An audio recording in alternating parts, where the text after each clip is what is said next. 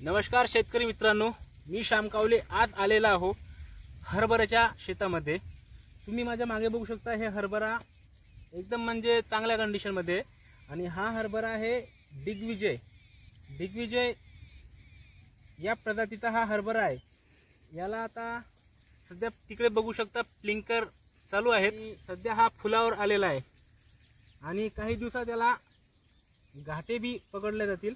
घाटे आताच आलेले आहेत, चांगले पण यातले दाणे नाहीत। तर या हरभऱ्याच्या बद्दल आपण या शेतीच्या जे ज्याचं वावर आहे त्याच्याकडून थोडी माहिती घेऊया। तर मित्रांनो, तुम्ही बघू शकता यावर्षी अवकाळी पाऊस आला होता मधात, तर त्या कारणास्तव बऱ्याच लोकांचे जे हरभरे होते ते जळाले आणि लोकांना हरभरा सोडून यावर्षी गहू पेरायचं काम पडलं।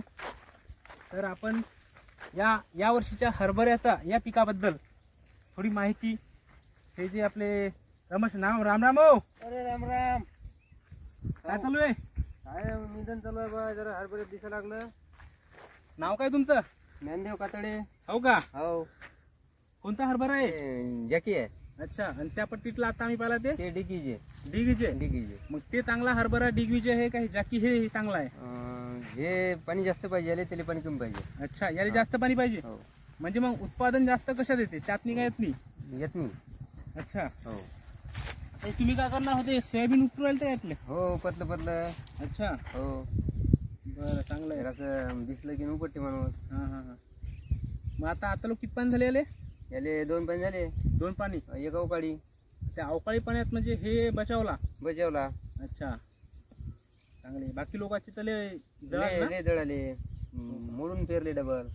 नाही, चांगला आहे। हे दिग्विजय म्हणजे दोन्हीतून चांगला कोणता आहे, बेस्ट कोणता आहे? सारखी जाते क्वालिटीले। हो का? फक्त एकाला पाणी जास्त पाहिजे, एकाला कमी पाहिजे। बरं, पाहू मग याला फवारी किती झाले? फवारे तर 2 फवारे झाले। हा। ज्यावेळेस अवकाळी पाणी आला त्यावेळेस मागाचे फवारे मारले, याच्यावर बुरशीनाशक मागाची मारली, त्याच्यानं हे बचावला। फवारणी कोणते कोणते मारले मग याच्यावर? फवारे रेडूमेल, काय एवढं येत नाही। रेडूमेल। हा। बरं, नाही चालते।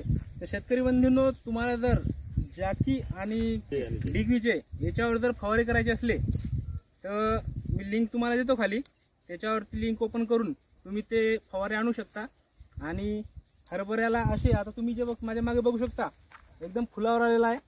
तर आता मी इथून चाललो होतो तिकडं कल्लो, आणि जे पप्पू कातडे हे भाऊ आहेत यांच्याकडून म्हणलं त्याला एक बाईट घ्याव। तर आता आम्ही तिकडे शेततळ दिसते तिकडे थोडं बघतो आणि त्याची माहिती घेऊ। भाऊ, मग आता हे लाईन कशावर आहे? सोलरवर आहे का? लाईनवर नाही, सोलरवर आहे। सोलरवर? म्हणजे तुमच्यावर सोलरचं बी सिस्टीम आणलेली आहे? दोन्ही सिस्टीम आहे। हो का? मस्त इंग्रजी आहे। हो, सिंगल पाईपवर नजर लागेल आहे। लाईनचं टेन्शन नाही ना, डीपीचं ना कशाचं? नाही, मस्त आहे एकदम। हो। त्यानंतर या वावरात तुम्ही पीक कोण नाही घेतलं? कोणतं नाही, आता तूर काढून गहू टाकायचा आहे याच्यात। अच्छा, याच्यात तूर काढून गहू टाकायचा? बरं, चालते ना, मस्त आहे ना। मग तसा खायापुरता होते, कंट्रोलनी काही एक माणसं 1 किलो भेटायला लागलं, काय होते तेवढ्यात? काय नाही, बरोबर, काय नाही, खायापुरता गहू होते। आता सध्या या शेततळात पाणी किती आहे? सध्या पाणी असेल त्याच्यात मी 15 ते 20 फूट। हो का? चला पाहू बरं। हे सोलर कितीचं आहे बरं? हे 5चं सोलर? 5चं। किती तास पाणी पुरवते हे? हे 8 ते 4, 4:30 पर्यंत चालते। अच्छा। हा, सकाळी 8 ते संध्याकाळी 4। चांगलं आहे। म्हणजे हे तुम्ही आता स्कीमद्वारे शेतात आणलेलं आहे? हो, चांगली आहे। जर तुमच्या शेतामध्ये असं काही सोलर वगैरे नसेल तर तुम्ही खाली मी लिंक देणार, त्याच्यावरती तुम्ही टच करून सोलर तुमच्या शेतात आणू शकता, त्या स्कीमचा फायदा घेऊ शकता। आता आपण बघूया थोडा शेततळ आणि त्यातलं पाणी। मला आवार दाखवा शेतीचा कसा काय ते। तर मित्रांनो, तुम्ही बघू शकता आता आम्ही तुम्हाला दाखवणार आहे शेततळ। आणि हे शेततळ राष्ट्रीय कृषी विकास योजनेअंतर्गत या सरांना मिळालेलं आहे। हा, या कॅमेरामॅन वर या।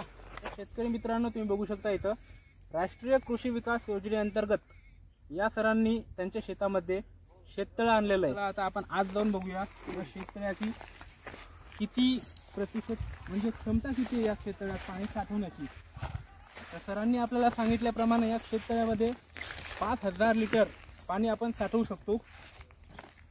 मित्रांनो, तुम्ही बघू शकता माझ्या समोर जे शेततळ आहे हे राष्ट्रीय कृषी विकास योजनेअंतर्गत या सरांनी त्यांच्या वावरात आणलेलं आहे.